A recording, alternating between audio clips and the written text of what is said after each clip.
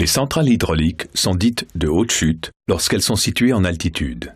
Elles bénéficient généralement de dénivelées très importantes entre le barrage qui retient l'eau et l'usine où est produite l'électricité.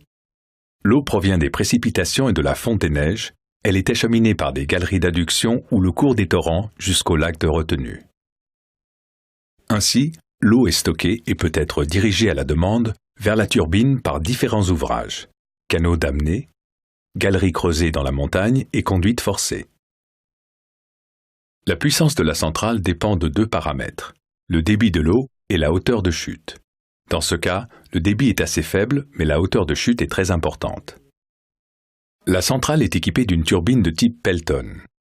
Celle-ci est mise en mouvement par un jet qui se partage sur l'arête médiane d'une aube à 2 godets et prend de la vitesse en quelques minutes. La force du jet est ajustable et toute l'énergie est pratiquement transmise à la roue. Pour une hauteur de 1000 mètres, l'eau jaillit des injecteurs à une vitesse de 140 mètres par seconde.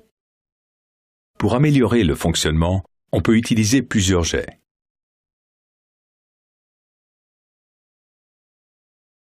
La turbine entraîne dans sa rotation un alternateur qui, lui, produit l'électricité. Enfin, l'énergie produite par cet alternateur est évacuée vers le réseau de transport d'électricité par l'intermédiaire d'un transformateur.